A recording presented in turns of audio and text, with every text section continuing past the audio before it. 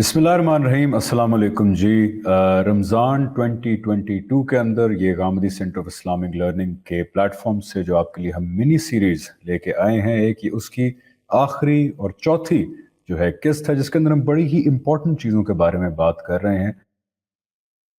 हमारा मौजू ये है कि अल्लाह ताला जो हमसे ताल्लुक बनाना चाहते हैं वो किन बुनियादों पे होना चाहिए, किस तरह का ताल्लुक अल्लाह ताला हमारे से बनाना चाहते हैं। अल्लाह ताला के हमसे मुतालबात हम ये डिस्कस कर रहे हैं, और ये बहुत ही इंपॉर्टेंट पॉइंट्स हैं, क्योंकि अगर ये कहा जाए कि मज़हब का पूरा मुकदमा ही यही है और इसी की डिटेल्स हैं, इसी की एप्लीकेशन है, तो ये गलत नहीं होगा। That's all what religion is about. और मेरे जो गेस्ट हैं उन्होंने ये बहुत बड़ी सर्विस मेरा ख्याल है कि सर अंजाम दी है कि उन्होंने अल्लाह ताला के हमारे से मुतालबात उनको पॉइंटर्स की शक्ल जो है वो दे दी है। वो मुतालबात जिस तरह के कुरान के अंदर हमें बताए गए हैं, उनकी डिटेल्स हैं, उनको पॉइंटर्स की सूरत में हमारे सामने रख दिया है, ताकि हम जैसे लेमैन कॉमन लोगों को कोई ज़्यादा मुश्किल पेश ना आए इनको समझने में। Before I come to my guest, मैं आपको ज़रा एक एक रीकैप दे दूं, बिकॉज ये एक ज़रा समराइज ये एक सीक्वेंस जो है वो डिस्कशन है।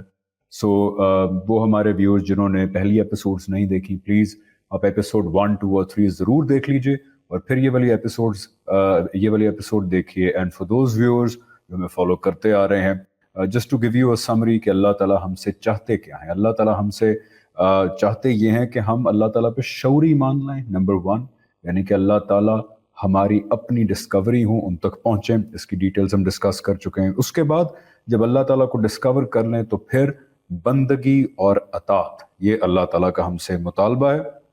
उसके बाद जब अल्लाह ताला हमसे चाहते हैं कि हम जिंदगी ऐसे गुजारें कि we should be conscious of God. जितने भी हम फैसले लेते हैं ज़िंदगी में, जितनी भी हम जो कुछ भी करते हैं, उसके अंदर हम अल्लाह ताला को अपने जहन में ज़रूर रखें। We should be conscious of God. फिर शुक्रगुजारी के जज्बात हैं, मोहब्बत के जज्बात हैं, हमियत के जज्बात हैं, वो भी अल्लाह ताला की तरफ हमारे उनकी डायरेक्शन होनी चाहिए। अल्लाह ताला फिर चाहते हैं कि हम अपनी ज़िंदगी इस कैफियत में गुजारें कि उसमें ज़िक्र हो, उसमें फ़िक्र हो और उसमें दुआ हो। उसके बाद तौबा हो, अनाबत हो। यहाँ तक हम पहुंचे थे। ये टोटल 8 पॉइंट्स हैं जो हमने डिस्कस किए हैं पिछली एपिसोड्स में, जिनमें से 6 हम डिस्कस कर चुके हैं, और 2 आज last but very important points हम डिस्कस करेंगे। और मेरे साथ इस डिस्कशन में हमेशा की तरह मौजूद हैं हमारे बड़े प्यारे भाई, हमारे उस्ताद जनाब रेहान अहमद यूसुफी साहब, जिनको आप अबू याया के नाम से जानते हैं। रेहान भाई, बहुत शुक्रिया, आपने हमेशा की तरह अपना वक्त हमें दिया। आपका बहुत शुक्रिया जी, आपने याद किया। और मेरी दुआ है कि बिल्कुल, आज की हमारी नशिस्त हमारे नाजरीन के लिए अल्लाह ताला की तरफ ले जाने का सबब हो। इंशाल्लाह इंशाल्लाह। रेहान भाई, विदाउट एनी डिले, जो मैं कहता हूं कि छठा पॉइंट आपने लिखा है वो बड़ा ही इंपॉर्टेंट पॉइंट है, बिकॉज आई थिंक वो one of the very misunderstood points है विद इन इस्लाम, और वो है सब्र। यानी अल्लाह ताला हमसे चाहते हैं कि हम इस दुनिया में सब्र करें। आई थिंक सबसे बड़ा मुतालबा अल्लाह ताला का सब्र है, और सबसे ज्यादा जिस चीज को रिवॉर्ड किया जाएगा आखिरत में वो भी सब्र है। तो मैं आपसे पूछना चाहूंगा कि आखिर ये सब्र है क्या, बिकॉज अमूमी तौर पे जो इसकी डेफिनेशन ली जाती है सब्र की, वो ये ली जाती है कि इंसान के ऊपर जब बहुत मुश्किलें टूट पड़े, इंसान के ऊपर जब बड़ी आफतें टूट पड़े और इंसान बेबस हो जाए और कुछ ना कर सके उनके बारे में, तो बस फिर इंसान सब्र करे। ये जितनी मेरे तक बात आपने पहुंचाई है, सब्र का ये मतलब नहीं है जो कुरान में अल्लाह ताला ने कहा है। सब्र का तो मतलब ही कुछ और है, वो तो बड़ी प्रोफाउंड चीज है। रेहान भाई। देखिए, सब्र की मानवियत और मफहूम पर मैं कोशिश करूंगा कि जो गलतफहमियां पाई जाती हैं उनको दूर करते हुए कुरान मजीद की रोशनी में उसका मफहूम वाज़ेह करूं, उसको बताऊं कि उसका मफहूम कितना जामे है, कितना हमगीर है। लेकिन इससे पहले मैं ये ज़रूरी समझता हूं कि सब्र का जो मकाम दीन में बयान हुआ है उसको मैं आपके सामने रखूं। इसलिए कि जितना कुछ मैंने कुरान मजीद को पढ़ा है, कोई अगर एक वस्फ आप मुझसे पूछें जो कुरान मजीद पूरे दीन के कायम मुकाम बयान करता है, तो वो सब्र ही। और कोई एस एक वस्फ यानी कोई एक वस्फ अगर आप मुझसे पूछें जिसका बदला जन्नत को करार दिया गया है, तो वो सबसे बढ़कर सब्र ही है। यानी कुरान मजीद आमतौर पर जब जन्नत का बदला बयान करता है تو وہ ایمان کو بیان کرتا ہے اور عمل صالح کو بیان کرتا ہے. یہ گویا کہ پورے دین کی تعبیر ہے. اچھا، بعض مقامات پر قرآن مجید کا یہ طریقہ ہے کہ تمام اعمال صالح میں سے جو اہم ترین ہیں یا اس خاص پس منظر میں جن کی بڑی اہمیت ہوتی ہے ان کو نمایاں کر کے قرآن مجید بیان کرتا ہے اور کہتا ہے کہ ان کا بدلہ جنت ہے. لیکن کئی مقامات قرآن مجید میں ہیں جہاں پر اللہ تعالیٰ نے صرف صبر کا لفظ استعمال کیا ہے اور یہ بتایا ہے کہ جنت اس کا بدلہ ہے. مثال کے طور پر ایک جگہ اللہ تعالیٰ کہتے ہیں انی جزیتہم اليوم بما صبروا انہم هم الفائزون، کہ میں آج ان کے صبر کا بدلہ ان کو یہ دے رہا ہوں کہ جنت کی فلاح انہی کو ملنے والی ہے. یہ ایک مقام ہے. ایک اور جگہ اللہ تعالیٰ کہتے ہیں وَجَزَاهُمْ بِمَا صَبْرُوا جَنَّةٌ وَحَرِيرٌ. سورہ دہر ہے یہ کہ اللہ تعالیٰ نے ان لوگوں کے صبر کا بدلہ ان کو یہ دیا کہ رہنے کے لیے جنت اور پہننے کے لیے ریشم کی پوشاک. اولئک یجزون الغرفۃ بما صبروا. یہ سورہ فرقان میں اللہ تعالیٰ کہتے ہیں کہ یہ وہ لوگ ہیں جن کا بدلہ جنت کے بالا خانے ہیں ان کے صبر کے بدلے میں. سورہ رعد میں اللہ تعالیٰ کہتے ہیں کہ جب جنت میں اہل جنت کے پاس فرشتے آئیں گے ان کو سلام کہیں گے تو وہاں پر جو بات بیان کریں گے وہ اس طرح ہوگی کہ سلام علیکم بما صبرتم فنعم عقبی الدار، کہ تم پر سلامتی ہو اس واسطے کہ تم نے صبر کیا اور کیا ہی اچھا بدلہ ہے، کیا ہی اچھا ٹھکانہ ہے جو آخرت کا بدلہ، آخرت کا ٹھکانہ ہے. تو یہ جو قرآن مجید کے چند مقامات ہیں اس بات کو واضح کرتے ہیں کہ صبر اتنی بڑی چیز ہے کہ اس کا بدلہ اللہ تعالیٰ نے جنت کو قرار دے دیا ہے. تو اگر یہ اہمیت صبر کی واضح ہے تو اب سوال یہ پیدا ہوتا ہے جو بات آپ نے ارشاد فرمائی تھی کہ بھئی کیا صبر کا مطلب یہی ہے جو ہم عام طور پہ سمجھتے ہیں. دیکھیں ہم عام طور پہ صبر کو کس طرح سمجھتے ہیں. کسی کیا اگر کوئی انتقال کا موقع ہے اور ہم تعزیت کے لیے جب جا رہے ہوں تو ہم گلے ملتے ہیں اور اس کو حوصلہ دیتے ہوئے کہتے ہیں کہ صبر کرو. اچھا، یہ اس پہ صبر کا لفظ بولنا غلط نہیں ہے، لیکن ہمارے ذہن میں اب صبر کا مفہوم یہاں سے کیا بیٹھ گیا ہے کہ جن حالات میں ہم کچھ نہیں کر سکتے اور صرف برداشت کرنا ہے تو اصل میں اب ہم اس کو یہ کہتے ہیں کہ بھئی برداشت کرو. یعنی یہ عجز ہے، یہ بے بسی ہے، یہ بے کسی ہے، کچھ نہیں کر سکتے تو بس برداشت کرو. نہیں، یہ صبر ہرگز نہیں ہے. صبر کا یہ مفہوم نہیں ہے. صبر کیا چیز ہے اس کو سمجھ لینا چاہیے. صبر اصل میں ایک بہت ہی غیر معمولی انسانی وصف ہے. یعنی مذہبی وصف تو بعد میں ہے، پہلے ہی انسانی وصف ہے. اور انسانی وصف کیا ہے کہ جس چیز کو ہم درست سمجھتے ہوں اس بات کے اوپر، اس نقطہ نظر کے اوپر ہم جم جائیں. اور دیکھیے اس کے بغیر زندگی گزارے نہیں جا سکتی. اس دنیا میں ہر انسان کی کچھ اقدار ہوتی ہیں، کچھ اس کے نظریات ہوتے ہیں، کچھ اس کے خیالات ہوتے ہیں. اور انسان جس چیز کو درست سمجھتا ہو اگر وہ اس درست چیز کے اوپر ثابت قدم نہیں رہتا تو پھر وہ اعلیٰ انسان نہیں ہے. تو یہ اصلاً ایک اعلیٰ انسانی وصف ہے. قرآن مجید اس کو لیتا ہے، اٹھاتا ہے اور حق کے معاملے میں بیان کرتا ہے کہ وتواصوا بالحق وتواصوا بالصبر، کہ یہ وہ لوگ ہیں جو حق کی تلقین کرتے ہیں اور اس پہ ثابت قدمی کی تاکید کرتے ہیں. تو حق پر ثابت قدمی یہ صبر کا اسلامی مفہوم ہے. اب ظاہر ہے کہ یہ مفہوم اتنا جامع ہے کہ اس کے اندر پھر دین کا ہر حکم آ جاتا ہے. یعنی جس موقع پر دین کا جو بھی مطالبہ ہے مجھے اور آپ کو اسے پورا کرنا ہے، اصلاً یہ صبر ہے. یعنی جو بھی حق ہے، جس موقع پہ بھی حق ہے اس حق کو ہمیں اختیار کر لینا ہے. تو یہ اصل میں جامع مفہوم ہے. اس صبر کے یقیناً بہت سے مواقع ہیں، اس صبر کے بہت سے فائدے ہیں. آپ پوچھیں گے تو میں ان کی تفصیل بیان کر دوں گا، لیکن جو بنیادی بات مجھے آپ کی خدمت میں پیش کرنی تھی کہ جو صبر ہے یہ صرف بے بسی اور بے کسی کا نام نہیں ہے بلکہ حق پر ثابت قدم رہنے کا نام. یعنی اس کے بہت سے فائدے ہیں، اس کے بہت سے مواقع ہیں، لیکن وہ ظاہر بات ہے کہ بات کا موضوع ہے. اصل میں اس وقت میرے پیش نظر یہ تھا کہ اس کا جامع مفہوم میں آپ کی خدمت میں پیش کر دوں.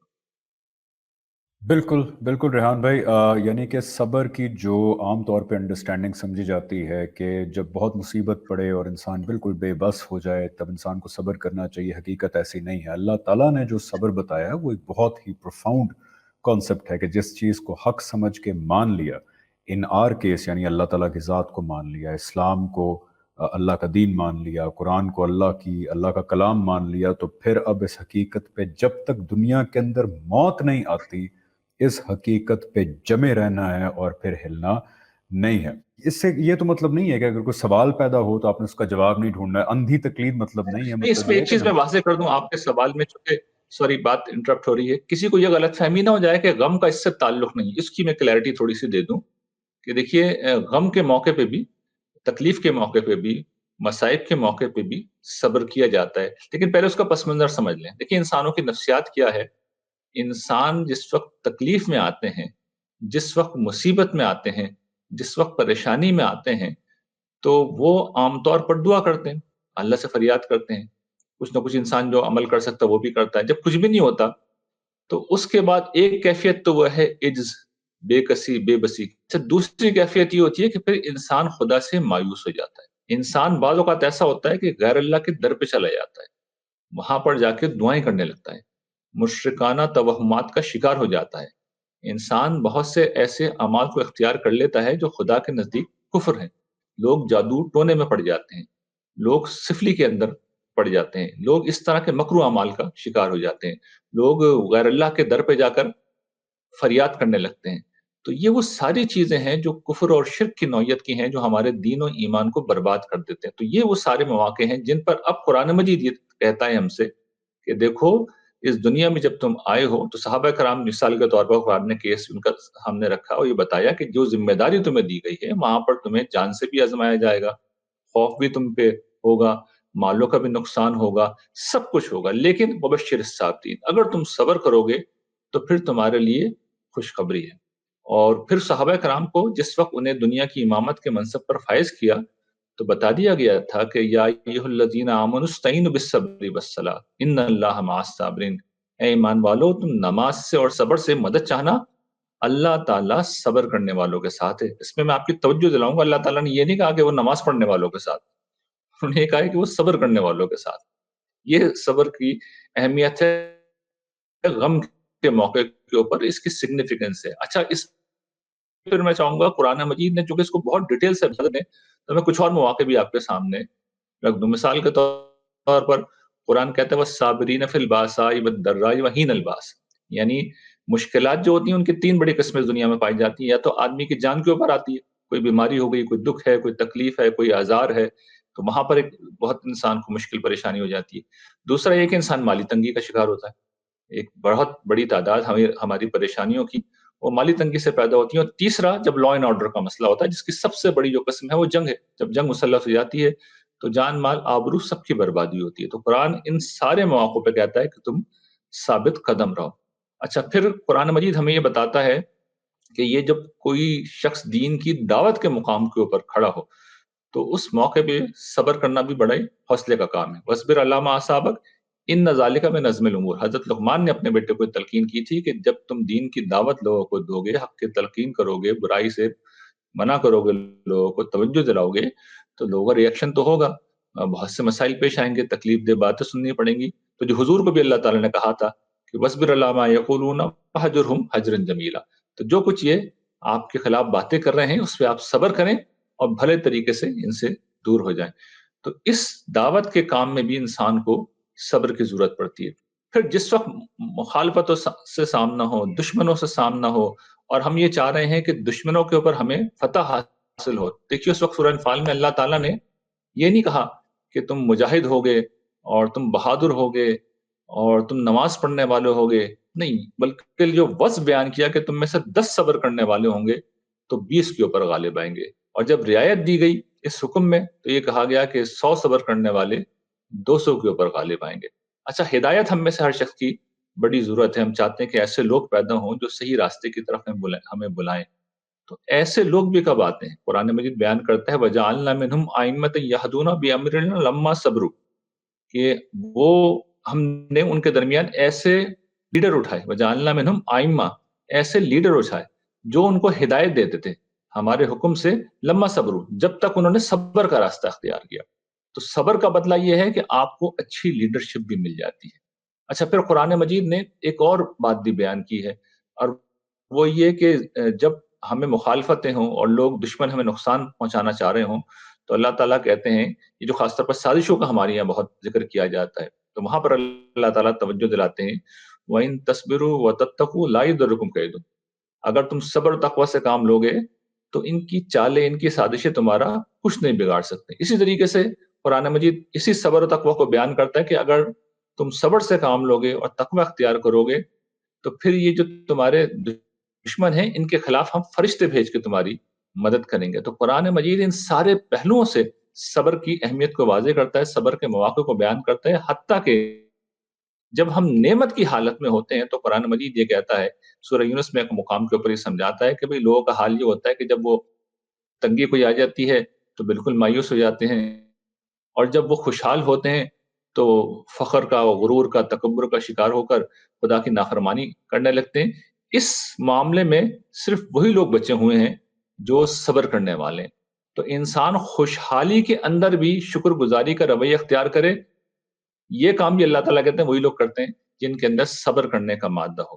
اگر صبر کا وہ مفہوم واضح رہے کہ اصل میں یہ حق پر ثابت قدمی ہے، اپنے نفس کو صحیح جگہ پہ رکھنا ہے، تو چاہے تنگی ہو، چاہے خوشحالی ہو، چاہے جنگ ہو، چاہے غم ہو، چاہے میدان جنگ ہو، چاہے دشمنوں سے سامنا ہو، چاہے دعوت کا میدان ہو، چاہے لوگوں کی برائی کا سامنا ہو، ہر موقع کے اوپر یہ صبر ہے جو ہمیں صحیح جگہ پہ رکھتا ہے. اس لیے کہ صبر کیا ہے کہ جو رویہ جس موقع پہ اختیار کرنا چاہیے ہمیں اختیار کرنا ہوگا. تو اب آپ سمجھ سکتے ہیں کہ قرآن مجید تنہا صبر کو اور اس کے بارے میں یہ کہہ رہے ہیں کہ جنت اس کا بدلہ ہے. بالکل ٹھیک ریحان بھائی، آئی تھنک آپ نے صبر کو بہت ہی زبردست طریقے سے جو ہے ہمارے سامنے رکھا ہے کہ اٹس اے ویری پروفاؤنڈ جو ہے concept rather than being a very narrow idea جو یوزلی لوگ اس کو لیتے ہیں. اب میں چاہوں گا کہ ہم ذرا نیکسٹ پوائنٹ کی طرف آئیں جو کہ آپ نے لکھا ہے توکل. توکل از میں کہتا ہوں دا لاسٹ پوائنٹ کا پہلا پوائنٹ جو ہے وہ توکل ہے کہ اللہ تعالیٰ کے اوپر ریلائے کرنا. یہ بار بار قرآن میں آتا ہے کہ مومنین وہ ہیں جو پھر آخرکار اللہ تعالیٰ پہ ریلائے کرتے ہیں. ذرا توکل کو واضح کر دیجیے گا اور یہ بھی بتائیے گا کہ کیا توکل اس چیز کا نام تو نہیں کہ لوگ مس انڈرسٹینڈ کر لیں کہ پھر آپ اسباب تلاش نہ کریں، آپ خود کوشش نہ کریں، بس گھر بیٹھ جائیں اور کہیں کہ جی میں اللہ پہ توکل کرتا ہوں. دیکھیے توکل جو ہے وہ دینی احکام میں اگر میں یہ کہوں کہ ایمان کی نفسیاتی سطح پر سب سے بڑی علامت ہے تو شاید میں مبالغہ نہیں کروں گا. توکل کی ضرورت کب پیش آتی ہے پہلے اس کو سمجھ لیجیے. دیکھیے صبر تو عام طور پر جس طرح لوگ سمجھتے ہیں، اور وہ ایک چونکہ بڑی اہم اپلیکیشن ہے اس لیے میں اسی کو آپ کے سامنے رکھ رہا ہوں کہ کوئی مشکل آ گئی ہے، کوئی مشکل مرحلہ آ گیا ہے، کوئی پریشانی آ گئی ہے، کوئی ایسی صورتحال ہے جو ہمارے اوپر سخت گراں ہے، کوئی حادثہ ہے جو پیش آ گیا ہے. اب اس میں ہمیں صحیح جگہ پہ کھڑے رہنا ہے، یہ صبر ہے. لیکن بارہا ایسا ہوتا ہے اور زندگی میں اکثر ایسا ہوتا ہے، مشکلیں کم آتی ہیں، اندیشے زیادہ ہوتے ہیں. یعنی ہم یہ توقع کر رہے ہوتے ہیں کہ بھی فلاں مشکل آ جائے گی، فلاں پریشانی آ جائے گی. اب یہ جو صورتحال ہوتی ہے آپ غور کریں کہ ہمارا جو نفسیاتی وجود ہے، ہمارا جو ذہن ہے، اس کا کمال یہ ہوتا ہے کہ چھوٹی مشکل بھی اگر ہو تو اس کو پھر میگنیفائی کر کے وہ 1000 گنا بڑا کر دیتا ہے. یعنی ایک بڑی سے بڑی مشکل آ جائے، لیکن جس وقت مشکل آ جاتی ہے نا تو آدمی کو پتہ چل جاتا ہے بس جو ہونا تھا ہو گیا، اب کچھ بھی نہیں ہو سکتا. تو اب وہ مرحلہ شروع ہو جاتا ہے کہ انسان پھر اپنے آپ کو کسی طرح نئے حالات میں سیٹ کر رہا ہوتا ہے. لیکن ابھی جس چیز نے ہونا ہے وہ سامنے نہیں آئی، یہ لمحہ بڑا مشکل ہوتا ہے. انسان کی نفسیات پہ میں سچ عرض کرتا ہوں کہ یہ بہت گراں ہوتے ہیں یہ لمحات جو ہوتے ہیں کہ کہیں ایسا نہ ہو جائے، کہیں ویسا نہ ہو جائے. تو توکل کی ضرورت یہاں پڑتی ہے. یعنی اس موقع پر انسان کو توکل کرنا چاہیے، خدا پہ بھروسہ کرنا چاہیے. اور یہی وجہ ہے کہ قرآن مجید نے جس موقع پر توکل کی تلقین کی ہے وہاں پر بڑے غیر معمولی اسالیب اختیار کی ہیں. مثال کے طور پر سورۃ طلاق میں اللہ تعالیٰ یہ بات کہتے ہیں کہ وَمَن يَتَوَکَّلْ عَلَى اللَّهِ فَهُوَ حَسْبُهُ، کہ جو شخص اللہ کے اوپر بھروسہ کرتا ہے اللہ اس کے لیے کافی ہو جاتا ہے. سورہ مزمل میں حضور کو اللہ تعالیٰ نے بتایا ہے کہ رب المشرقی والمغربی لا الہ الا ہوا فاتخذوہ وکیلا، کہ تمہارا جو پروردگار ہے مشرق کا بھی مالک ہے، مغرب کا بھی مالک ہے، اس کے سوا کوئی معبود نہیں، اس کے اوپر بھروسہ کرو. یعنی وہ عام ہستی نہیں ہے، جو کچھ مشرق میں ہے وہ سب اس کی ملک ہے، وہ اس کا مالک ہے، اس کا آقا ہے، اس کا رب ہے. مغرب کا بھی مالک ہے، اس کے سوا کوئی معبود نہیں ہے، وہی حاجت روا ہے، اس کے اوپر بھروسہ کرو. اور پھر سورہ فرقان میں اس بات کو اس طرح بیان کیا گیا ہے کہ وَتَوَکَّلْ عَلَى الْحَيِّ الَّذِي لَا يَمُوتُ، اس ہستی پہ توکل کرو، بھروسہ کرو جسے موت نہیں آتی، جو ہمیشہ ہے اور ہمیشہ رہے گا. تو یہ اسالیب ہیں جو اللہ تعالیٰ نے اختیار کر کے بتایا ہے کہ دیکھو جب تم توکل کرتے ہو. توکل کیا ہے؟ معاملات اللہ کے حوالے کرتے ہو, اس کے اوپر بھروسہ کرتے ہو. تو وہ کون ہے؟ میں اگر فرض کر لیں آپ کے اوپر بھروسہ کرتا ہوں تو آپ یقیناً ایک اعلیٰ انسان ہو سکتے ہیں, لیکن بہرحال انسان ہے, آپ کی کوئی لمیٹیشن ہے, کوئی حدود ہیں. آسمان و زمین کے مالک کی تو کوئی لمیٹیشن نہیں ہے, کوئی محدودیت نہیں ہے, اس کے ہاتھ میں سب کچھ ہے. وہ علی کل شیء قدیر ہے, جو چاہتا ہے کر دیتا ہے, ہر چیز اس کی ملک ہے, وہ ہر چیز جانتا ہے, اس کو نہ اونگ آتی ہے, نہ نیند آتی ہے, نہ اس کو کوئی اندیشہ ہے, نہ کوئی خوف ہے, نہ اس کے مقابلے کا کوئی ہے, نہ اس سے بڑھتر کوئی ہے, سب اس کے غلام ہیں, اس کی ملک ہیں. تو ایسی ہستی کے حوالے جب ہم نے اپنا معاملہ کر دیا, اور یہ کیا کیا ہے, ہم نے اپنے ایمان کا مظاہرہ کیا ہے. یعنی خدا نظر تو نہیں آ رہا نا, اس دنیا میں کوئی انسان جس وقت آتا ہے, حوصلہ دیتا ہے, تسلی دیتا ہے, تو سامنے انسان ہے, وہ جتنا ہی کمزور صحیح کیوں نہ ہو, لیکن بہرحال وہ انسان ہے, وہ نظر آ رہا ہے. خدا نظر نہیں آتا. تو نظر نہ آنے والی ہستی کے اوپر بھروسہ کرنا, یہ بہت بڑی بات ہوتی ہے. یہ ایمان کا بڑا غیر معمولی مظاہرہ ہوتا ہے. تو جس وقت کوئی بندہ مومن خدا پر بھروسہ کر کر اپنا معاملہ اس کے حوالے کرتا ہے, تو خدا کو یہ چیز بڑی پسند ہے. اور پھر واقعتاً میں عرض کرتا ہوں کہ پھر اللہ تعالیٰ اس کے معاملات سنبھالتے ہیں, اور پھر وہاں سے انسان کی مدد کی جاتی ہے جہاں سے انسان کو بالکل توقع نہیں ہوتی. لیکن جس طرح آپ نے ایک بات فرمائی ہے کہ اس میں ہمارے معاشرے میں بڑی غلط فہمی ہے, لوگ اپنے حصے کا کام نہیں کرتے ہیں, بلکہ سب کچھ اللہ تعالیٰ کے اوپر ڈال دیتے ہیں کہ بھئی ہم نے تو اللہ کے اوپر بھروسہ کر لیا. نہیں, دین یہ نہیں سکھاتا. دین تو یہ کہتا ہے کہ بھئی اگر آپ نے اپنے اونٹ کی حفاظت کرنی ہے تو اونٹ کی آپ رسی باندھیں. یعنی مراد یہ ہے کہ جو ہمارے حصے کا کام ہے, دیکھیے وہ ہمیں کرنا ہوگا. ہم نیک اولاد کی دعا کریں اور ہم نے شادی نہ کر رکھی ہو, تو ظاہر ہے کہ یہ ایک بالکل لایانی بات ہوگی. ظاہر ہے ایسا کوئی نہیں کرتا, سمجھانے کے لیے ایک بات عرض کر رہا ہوں. لیکن جو کچھ بھی اس دنیا میں معاملات ہیں, ہمیں پہلے توکل سے پہلے اور توکل کے ساتھ اس بارے میں پوری کوشش کرنا چاہیے کہ عالم اسباب میں کیا کیا جا سکتا ہے. لوگوں سے پوچھنا چاہیے, لوگوں سے دریافت کرنا چاہیے, ایکسپرٹ اوپینین لینا چاہیے, اپنے ذہن کو استعمال کرنا چاہیے. جب ہم اپنے ذہن کو پورا استعمال کرتے ہیں, لوگوں سے پوچھتے ہیں, تو ہمیں کوئی نہ کوئی لائحہ عمل مل جاتا ہے. تو ہمیں پہلے اپنا بیسٹ دینا چاہیے. جب ہم اپنا بیسٹ کر چکے ہیں, چاہے کوئی تدبیر ہمیں کرنی ہے, چاہے تحفظ کا کوئی اقدام ہمیں کرنا ہے, پہلے اپنا بیسٹ کرنا ہے. جب بیسٹ کر لیں گے تو پھر خدا پہ بھروسہ ہوگا. اور اس کی مثال میں آپ کو دے دیتا ہوں کہ جس وقت جنگ احزاب کے موقع کے اوپر آپ کو یاد ہوگا پورا عرب چڑھ کے آ گیا تھا مدینے کی چھوٹی سی ریاست کے اوپر, اس کا نام و نشان مٹانے کے لیے ایک لشکر جرار تھا. اس میں سارے عرب کا ایک مشترکہ فوج تھی, وہ مدینے پہ حملہ آور ہو گئے تھے. اب عددی میدان میں تو مسلمان ان کا سامنا کرنے کی پوزیشن میں ہی نہیں تھے. یعنی مسلمان 1000 لوگ لے آتے, 2000 لے آتے, لیکن سامنے تو ایک بڑا لشکر جرار تھا. 1:20 کا شاید ریشو تھا. ایسا جب ریشو ہو تو آپ مقابلہ نہیں کر سکتے اس کا. اور وہ بھی ظاہر بات ہے دوسری سمت میں بہت بہادر لوگ تھے, بہت زوردار لڑاکا لوگ تھے. تو حضور نے پھر اس موقع پہ تدبیر سوچی, اور وہ تدبیر کیا تھی کہ حضرت سلمان فارسی نے مشورہ دیا کہ آپ خندق بنا لیں. مدینے کے وہ مقامات جہاں سے دشمن حملہ کر سکتے ہیں وہاں پر آپ ایک خندق کھود دیں. تو مسلمانوں نے مل کے, اور حضور نے بھی اس میں پوری طرح حصہ لیا, اور وہ خندق کھودی گئی. اور جس وقت کفار وہاں پہنچے وہ تو ششدر رہ گئے, ان کے سانو گمان میں بھی نہیں تھا کہ عربوں کے لیے چونکہ غیر مانوس تھا یہ طریقہ جنگ, تو ان کی پوری جو طاقت تھی وہ ختم ہو گئی اور وہ بے بس ہو گئے. اور پھر اس کے بعد اللہ کی مدد آئی, یعنی اللہ نے ان کو وہاں سے دور کیا. اور کس طرح دور کیا کہ ہم جانتے ہیں کہ ایک آندھی آئی, اور کئی دنوں کے محاصرے کے بعد وہ آندھی آئی, اور اس آندھی میں ان کے خیمے الٹ گئے, ان کے کھانے پینے کا سامان برباد ہو گیا, اور ان کے پاس وہ طاقت ہی نہیں رہی کہ وہ محاصرہ جاری رکھ سکیں. تو خدا کی مدد آتی ہے, اللہ تعالیٰ معاملات کرتے ہیں, لیکن پہلے آدمی کو اسباب اپنے پورے کرنے چاہیے. تو یہ وہ بہت اہم چیز تھی جو میں چاہ رہا تھا کہ آپ کے سوال کے جواب میں واضح رہے. بالکل. اور جس طرح آپ نے حضور صلی اللہ علیہ وسلم کی حدیث کو پوائنٹ آؤٹ کیا کہ ان سے صحابی نے پوچھا کہ یا رسول اللہ توکل کیا ہے, کہ میں اپنا اونٹ باہر کھلا چھوڑ دوں اور اللہ پہ بھروسہ کروں؟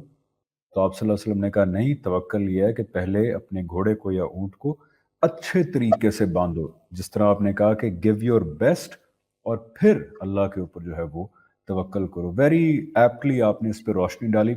आपने रेहान भाई जो आखिरी पॉइंट है, यानी कि सीक्वेंस बहुत ही अच्छा बना इसके अंदर के सब्र है और उसके बाद फिर अल्लाह पे तवक्कल करना, ये बड़े कनेक्टेड पॉइंट्स हैं। उसके बाद आपने कहा है तफवीज़ भी अल्लाह का मुतालबा है। जहाँ तक मैं समझाऊँ तफवीज़ का मामला है कि बिल्कुल अल्लाह ताला के ऊपर एक मामले को छोड़ देना। लेकिन इसमें और तवक्कुल में, तफवीज़ और तवक्कुल में जो है वो क्या डिफरेंस है प्राइमरीली? तफवीज़ और तवक्कुल में फ़र्क ये है कि तवक्कुल तो ये होता है कि आप अल्लाह के ऊपर नफ्सियाती सतह के ऊपर भरोसा कर रहे होते हैं। अच्छा, तफवीज़ असल में किसी ऐसी सूरत-ए-हाल में आपको मामला किया करते हैं आप कि जब एक सिचुएशन का आपको सामना करना पड़ जाए और हालात का तकाज़ा ये हो और हक़ का तकाज़ा ये हो कि जो आपने करना है वो आप कर गुज़रें। इसकी एक मिसाल है, मैं आपको कुरान मजीद से ही देता हूँ कि जिस वक़्त हज़रत मूसा अलैहिस्सलाम के खिलाफ जो फ़िरौन के दरबार में मशवरे होने लगे और उनको कत्ल करने की साजिशें होने लगीं, तो उस मौके के ऊपर जो एक बंदे मोमिन का ज़िक्र आता है और उन्हीं के नाम के ऊपर ये सूरह मोमिन कहलाती है। वहाँ पर उस बंदे मोमिन ने भरे दरबार के अंदर फ़िरौन को चैलेंज किया और आप अंदाज़ा कीजिए कि फ़िरौन जैसा जाबिर हुक्मरान जो इस दर्जे में जाबिर था कि मासूम बच्चे, पैदा होने वाले बच्चों को ज़िबा कर देता था। और बनी इसराइल को जिसने गुलाम बना रखा था, जिसके जबर का ये आलम था, जिसकी सफ़ाकी का ये आलम था और जिसकी ताकत का कुरान मजीद नक्शा खींचता है कि उनकी मेखें इतनी होती थी, उनके जब कहीं फ़ौजी पड़ाव डालते थे कि सिर्फ़ सिवाय उसके कुछ नज़र ही नहीं आता था। तो ऐसा लश्कर-ए-जर्रार, ऐसी ताकत उनके पास थी। तो उस फ़िरौन के दरबार में उस बंदे मोमिन ने उनको समझाने की कोशिश की है। शुरू में नरमी से समझाया और उसके बाद जब वो ज़िद बहस पे अड़े रहे, तो उसने बिल्कुल फिर स्ट्रेट अवे चैलेंज दिया उसने और भरपूर तरीके से अपना जो मुकदमा पेश करना था वो पेश किया और जो आखिरी जुमला उसने कहा था वो फव्विदु अमरी इलल्लाह इन्नल्लाह बसीरुम बिल इबाद, कि ये मैंने जो कहना था वो कह दिया, जो समझाना था समझा दिया। मुझे पता है कि मेरे सामने फ़िरौन है, उसने मुझे छोड़ना नहीं है अब। लेकिन जो मुझे कहना था, जो मेरी ज़िम्मेदारी थी, वो मैंने पूरी कर दी। अब मैं अपना मामला अल्लाह के हवाले करता हूँ। अल्लाह के ऊपर छोड़ता हूँ, वो अपने बंदों को देख रहा है। और फिर कुरान मजीद कहता है कि हमने उस बंदा मोमिन को उनके शर से बचा लिया। तो आप अंदाज़ा कीजिए कि भरे दरबार में फ़िरौन को चैलेंज करना, ये कोई मामूली बात नहीं थी। हम जानते हैं वो जादूगरों के साथ फ़िरौन ने क्या करवाया था, यानी उनको सूली चढ़वा दिया था। तो ऐसे जाबिर हुक्मरान को आप देखिए कि चैलेंज किया और फिर आखिरी जुमला उनकी ज़बान से ये निकला था कि मैं अपना मामला अल्लाह के हवाले करता हूँ। तो तफ़वीज़ का मतलब ये होता है कि ज़िंदगी में जहाँ हमें जो कोई कदम उठाना है, हम उठाएँगे। जो हमारी अक़ल कहती है, जो हमारा दीन कहता है, जो हमारा ईमान कहता है, वो हम करेंगे और उसके बाद अपना मामला अल्लाह के ऊपर छोड़ देंगे। जिस वक़्त हम अपना अपना मामला अल्लाह के ऊपर छोड़ेंगे, तो उस बंदे मोमिन ने जो बात कही थी, वही हमें ज़हन में रखनी चाहिए कि जिस अल्लाह पे हम सब कुछ छोड़ रहे हैं, वो देख रहा है। और अल्लाह ताला के मुताल्लिक़ मैं आपको बड़ी गैर-मामूली बात बताऊँ कि जो शख़्स इस तरह के भरोसे का और तवक्कुल का और तफ़वीज़ का मुज़ाहिरा करता है, तो ये बात याद रखिएगा, आम तौर पे अल्लाह ताला इस दुनिया में गैर जानिबदार रहते हैं। वो इंटरफेयर नहीं करते, वो सिर्फ़ देख रहे होते हैं। इसलिए एक इम्तिहान है। लेकिन कोई बंदा मोमिन जब इस जगह पे आ जाए, तो फिर वो गैर जानिबदार नहीं रहते। वो इंटरफेयर करते हैं और अपने बंदे को बचा के ले जाते हैं। तो ये फिर चीज़ है जो इंसान को हासिल हो जाती है। तो तफ़वीज़ ये है कि समझिए तवक्कुल से भी एक पहलू से थोड़ा-सा डिफरेंट है और बाज़ पहलुओं से एडवांस चीज़ है कि आपने जो करना था वो आपने कर गुज़रे और उसके बाद अब अल्लाह के ऊपर भरोसा करके आप खड़े हो गए। तो यहाँ पर असल में आप कोई कदम है जो उठा लेते हैं और चैलेंज है जो कबूल कर लेते हैं और कोई मुश्किल है जिसमें कूद जाते हैं और ये सब कुछ आप अल्लाह के भरोसे पे करते हैं कि वो देख रहा है, वो साथ है। बिल्कुल ठीक रेहान भाई। इसका लास्ट पॉइंट जो मैं समझता हूँ वो ये है, जो कनेक्टेड है इस चीज़ से, कि फिर जो तमाम उम्मीदें हैं वो भी फिर अल्लाह ताला चाहते हैं कि उन्हीं के साथ वाबस्ता की जाए। तो ये जो रिजा है जो कुरान में आता है या उम्मीद है, इसके बारे में ज़रा रोशनी डालिएगा कि हाउ इम्पोर्टेंट इज़ इट कि अपनी सारी उम्मीदों का मरकज़ अल्लाह ताला को बनाया और ये उम्मीद रखना कि मेरी अल्लाह ताला फिर उम्मीद पूरी करेंगे। जी रेहान भाई। देखिए, ये बड़ा खूबसूरत ताल्लुक है। यानी ये ताल्लुक मैं आपको एक इंसानी तमसील से समझाऊँ तो वाज़ेह होगा। जो हमारी औलाद को हमारे साथ एक ताल्लुक होता है ना, यानी हम باہر کہیں جاتے ہیں، گھر سے باہر بازار میں جاتے ہیں، تو ہمارا بچہ ہماری انگلی پکڑے ہوئے ہوتا ہے اور وہ کسی پھر چیز کی طرف اشارہ کرتا ہے کہ مجھے یہ چاہیے۔ تو اب اسے کیا ہوتا ہے اس کے دل میں؟ وہ امید ہے، وہ اس کے اندر خواہش ہے، طمع جسے قرآن کہتا ہے، اور وہ رغبت ہے۔ یہ تینوں چیزیں قرآن مجید یہ تینوں الفاظ استعمال کرتا ہے کہ اسے یہ خواہش ہوتی ہے کسی چیز کی، اور اسے رغبت ہوتی ہے، اور اسے امید ہوتی ہے کہ اس کا باپ اسے دلوائے گا۔ تو یہ بڑا خوبصورت اور لطیف تعلق ہے اللہ تعالیٰ کے ساتھ۔ تو قرآن کہتا ہے کہ مومنوں کو اللہ تک یہ تعلق بھی ہوتا ہے، یعنی باقی سارے تعلق کی جہتیں تو بڑی جدا ہیں، اس تعلق کی جہت یہ ہے کہ میرا رب کریم ہے۔ یعنی باپ بیٹے کی تمثیل کوئی بہت موضوع نہیں ہے اللہ تعالیٰ کے لیے، لیکن قریب ترین تمثیل یہی ہے کہ پروردگار آپ سے نہیں کہیں گے تو پھر کس سے کہیں؟ تو قرآن نے خاص طور پر ایسے جنت کے معاملے میں استعمال کیا ہے کہ جو آدمی کو اگر اللہ سے مانگنے چاہیے تو اللہ کے شان کے مطابق چیز مانگنے چاہیے نا۔ دنیا کی چیز تو بہت چھوٹی ہے، ویسے اس میں بھی آدمی یہ کر سکتا ہے، امید کرے اللہ سے، طمع کرے، اس کی طرف رغبت کرے اور مانگ لے تو دنیا میں بھی وہ دے دیں گے۔ لیکن اصل چیز قرآن یہاں پہ توجہ دلاتا ہے کہ بھئی جس طرح کوئی بچہ جو ہے فرمائش کرتا ہے، تو بھی دیکھو فرمائش کرنے کی کوئی چیز ہے نا تو وہ جنت ہے، وہاں کی نعمتیں ہیں، وہاں کی راحتیں ہیں، وہاں کے انعامات ہیں۔ تو بندہ مومن کا جو تعلق قرآن مجید نے بیان کیا ہے وہ ایک یہ بھی ہے کہ بندہ مومن بہت طمع کے ساتھ خدا کو پکارتا ہے، یعنی طمع کا لفظی مطلب ہوتا ہے لالچ، لیکن یہ بھی ایک جذبہ ہے، انسان کے اندر مانگنے کی ایک خواہش ہے نا، چیزوں کی نفس ہے، انسان کا تقاضا کرتا ہے۔ تو اپنے باپ سے جس طرح ہم مانگتے ہیں، ماں سے مانگتے ہیں، تو پھر خدا سے اس کو مانگیں، وہ دے گا، جو بھی مانگیں گے وہ دے دے گا۔ اور وہ جو کہتا ہے نا کہ جو تمہارا دل چاہے گا، وَلَكُمْ فِيهَا مَا تَشْتَهِي أَنفُسُكُمْ وَلَكُمْ فِيهَا مَا تَدَّعُونَ، تو وہاں وہ کرے گا۔ لیکن اس دنیا میں اللہ تعالیٰ ہمیں جو دیکھنا چاہتے ہیں کہ ہمارے اندر وہ طمع ہو، ہمارے اندر وہ رغبت ہو، اور خود وہ دے گا۔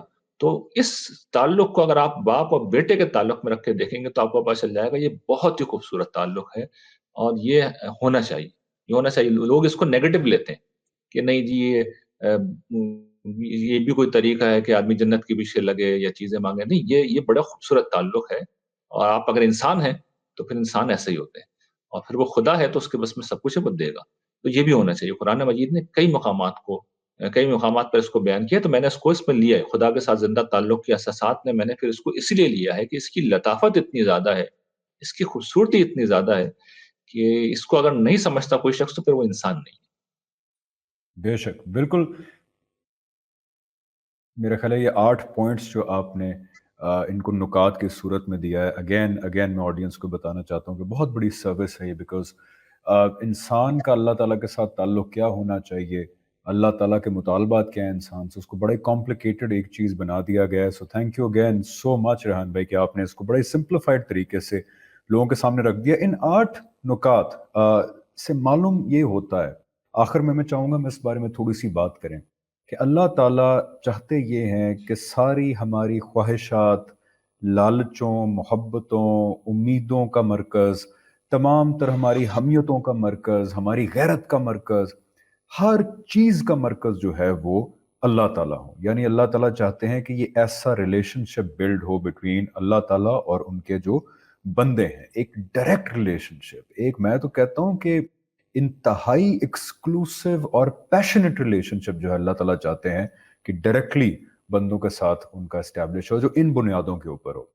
کتنا اہم ہے یہ ریحان بھائی کہ ہم اس ریلیشن شپ میں کسی تیسرے کو نہ آنے دیں، یعنی کہ اس لائن کے اندر ہم کسی تیسرے کی مداخلت نہ لائیں، تمام باقی محبتیں جو ہیں وہ ہوں، یعنی کہ مذہبی شخصیات سے ہوں یا اپنے والدین سے بھی ہوں، اپنے بچوں سے ہوں، جن سے بھی محبت ہو، وہ ہمیشہ ایک سیکنڈری نوعیت اس کی رہے، اور پرائمیرلی ہماری یہ تمام جذبوں کی جو ڈائریکشن ہے وہ اللہ تعالیٰ کی طرف ہو۔ یہ پوائنٹ کتنا اہم ہے ریحان بھائی؟ یہ بنیادی پوائنٹ ہے، یعنی جو آپ نے پوائنٹ ریز کیا تو آپ نے بہت اچھا سمرائز کر دیا کہ انسان دیکھیے یہ مادی وجود نہیں ہے، انسان اصل میں ایک نفسیاتی وجود ہے۔ ہماری شخصیت ایک نفسیاتی شخصیت ہے، ہم ایک نفسیاتی وجود ہیں۔ تو یہ جو 8 اساسات ہیں ہماری نفسیات کے ہر گوشے کو اصل میں ہمارے رب سے متعلق کر دیتی ہیں. اور آپ نے بڑے اچھی طریقے سے بیان کر دیا کہ اس میں چاہے خوف ہو، چاہے طمع ہو، چاہے مشکل حالات ہوں، چاہے اچھی چیزیں ہوں، چاہے زندگی گزارنے کے کوئی حدود ہوں، چاہے حمیت و حمایت کا موقع ہو، چاہے کسی کی یاد ہو، محبت ہو، ہر پہلو سے اصل میں خدا ہے جو پرائمری ہمارا محور و مرکز ہونا چاہیے، ہماری ہستی کا محور و مرکز ہونا چاہیے. تو شیطان اصل میں اسی پہ وار کرتا ہے.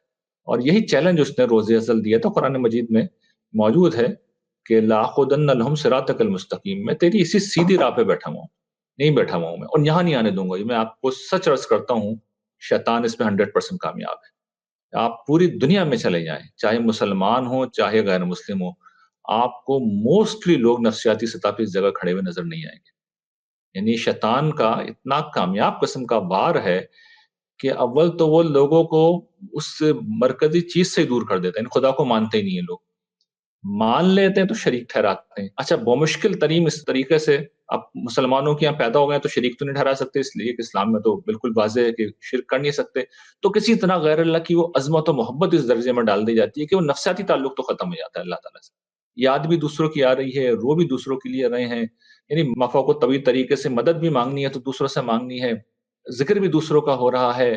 تو شیطان کم سے کم آخری اس کے پاس راستہ ہی ہوتا ہے کہ آدمی اگر چلو غیر اللہ کو سجدہ نہیں کر رہا تو اس کا دل کہیں اور سجدے میں گرا ہوا، اس کی یاد کا محور و مرکز کوئی اور ہو.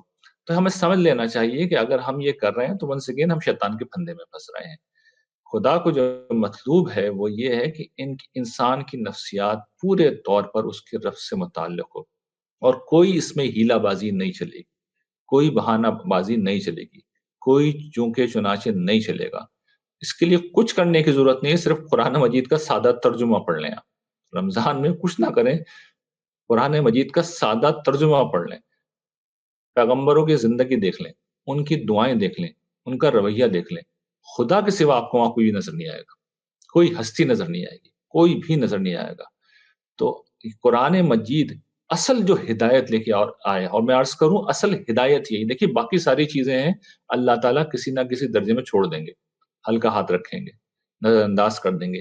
یہ وہ جگہ ہے جس میں کسی اگر مگر کی کوئی گنجائش نہیں ہوگی.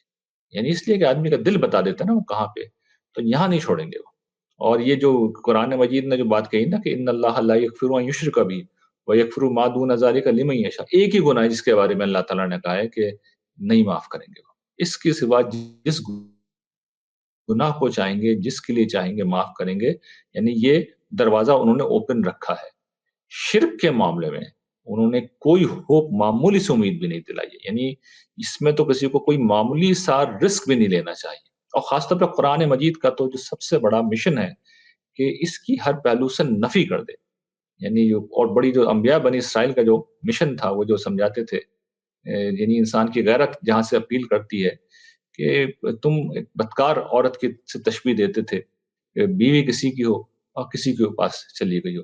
تو ہم جو تعلق ہے ہمارے رب کا ہمارے ساتھ وہ یہ ہے کہ ہم اسی کے بندے ہیں، اور اسی کی کبریائی کے، بڑائی کے، محبت کے احساس میں ہمیں جینا ہے. اس معاملے میں کوئی دوسرا شریک نہیں ہو سکتا. اور میں آخری بات خود رسول اللہ صلی اللہ علیہ وسلم کی بات پہ اپنی گفتگو ختم کروں گا، کیونکہ اس سے اچھی کوئی بات ہو نہیں سکتی. حضور یہ بیان کرتے ہیں اللہ تعالیٰ کے حوالے سے، بڑی لطیف طریقے سے حضور نے واضح کیا ہے کہ میں سب سے اچھا شریک ہوں. یعنی اللہ تعالیٰ حدیث قدسی میں کہتے ہیں میں سب سے اچھا شریک ہوں. جس وقت میرے ساتھ تم کسی کو شریک ٹھہراتے ہو تو جو کچھ تم میرے لیے کرتے ہو نا، کیونکہ جو شریک ٹھہراتے ہیں وہ کچھ نہ کچھ اللہ کے لیے بھی کر رہے ہوتے ہیں، تو جو میرے لیے تم کر رہے ہو وہ بھی میں اپنے شریک کو دے دوں گا. تو آپ اندازہ کر لیجئے کہ جس نے اللہ کے ساتھ کسی بھی پہلو سے کسی کو شریک ٹھہرایا تو جو کچھ اس نے اللہ کے لیے بھی کیا ہوگا اس کا بھی کوئی ریوارڈ نہیں ہے اسے. تو اس سے زیادہ سادے کا سودا کیا ہو سکتا ہے؟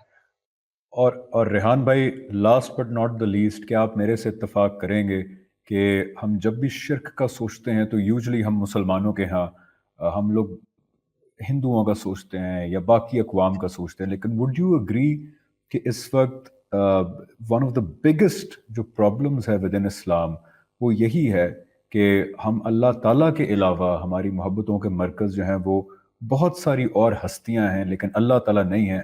I don't know if I should call it شرک or not، لیکن بہرحال یہ حقیقت ہے کہ جس طرح اللہ تعالیٰ کہتے ہیں کہ لوگوں نے میری ذات اور انسانیت نے، اللہ تعالیٰ کہتے ہیں کہ میری اس طرح قدر نہیں کی جس طرح کہ اللہ تعالیٰ کا حق تھا.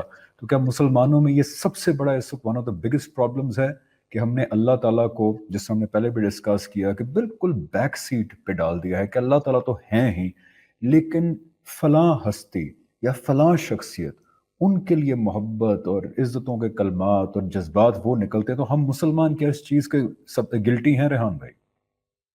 دیکھیے، میں بار بار توجہ دلاتا ہوں نا کہ کوئی بھی چیز ہوتی ہے، ایک اس کا ظاہر ہوتا ہے، ایک اس کی فارم ہوتی ہے، اور ایک اس کی اسپرٹ ہوتی ہے. تو شرک کا بھی ایک ظاہر ہے اور ایک اس کی اسپرٹ ہے، ایک اس کا باطن ہے. یہ قرآن نے بیان کیا ہے. تو ہمارے یہاں کہیں شرک کا ظاہر ہے اور کہیں باطن ہے، کہیں اس کی حقیقت ہے. تو جہاں پر آپ کو بظاہر شرک نظر نہیں آ رہا، وہاں پر بھی باطن انفارچونیٹلی موجود ہوتا ہے. تو یہ بہت بڑا المیہ، میں آپ سے ایگری کرتا ہوں کہ ہم ہمیشہ غیر مسلموں کو ہی کہتے ہیں، لیکن ہم بھی اس معاملے میں کوئی پیچھے نہیں ہیں. ہمارے یہاں بیشتر لوگ اس معاملے میں پیچھے نہیں. بالکل. اللہ کرے کہ ہماری یہ گفتگو جن لوگوں تک پہنچ رہی ہے ان کو بھی اور ہمیں بھی یہ توفیق ملے کہ ہم اپنی ساری محبتوں کا اور تمام جذبات کا مرکز جو ہے وہ اللہ تعالیٰ کو اور صرف اللہ تعالیٰ کو بنائیں، اور باقی سب ہمارے لیے جو ہے وہ سیکنڈری ہوں. اللہ تعالیٰ ہمیں یہ توفیق دے. یہی پیغام آپ صلی اللہ علیہ وسلم کے تھرو اللہ تعالیٰ نے ہمیں آخری دفعہ دیا کہ اللہ تعالیٰ جو ہے وہ انتظار کر رہے ہیں کہ میرے بندے مجھے نہ صرف پہچانیں بلکہ پھر میرے سے محبت کریں، وہ محبت جس کے اللہ تعالیٰ واقعی حقدار ہیں. ریحان بھائی، تھینک یو سو مچ. آپ نے ہمارے لیے وقت نکالا. And again I thank you for the fact کہ آپ نے اللہ تعالیٰ کے جو ہم انسانوں سے مطالبات ہیں ان کو بڑا ہی آسان کر کے نکات کی صورت میں مسلمانوں کے لیے پیش کر دیا. آپ کے اگر کوئی کنکلوڈنگ ورڈز ہوں تو بتائیے گا، اس کے بعد ہم اس پروگرام کو اینڈ کرتے ہیں. جی ریحان بھائی. کنکلوڈنگ میری ریمارکس یہی ہیں کہ قرآن پڑھیے. یہ سب کچھ قرآن سے لیا گیا ہے، اور قرآن مجید وہ کتاب ہے جو ہمیشہ ٹھیک سمت میں لے کے جاتی. جو شخص قرآن پڑھے گا اور اس کی تعلیمات پہ عمل کرے گا، میں نہیں سمجھتا کہ وہ کبھی جہنم میں جا پائے گا. جنت اس کی لازمی منزل ہے. بالکل ریحان بھائی، thank you so much. And انشاءاللہ آپ سے جلد دوبارہ ملاقات ہوگی.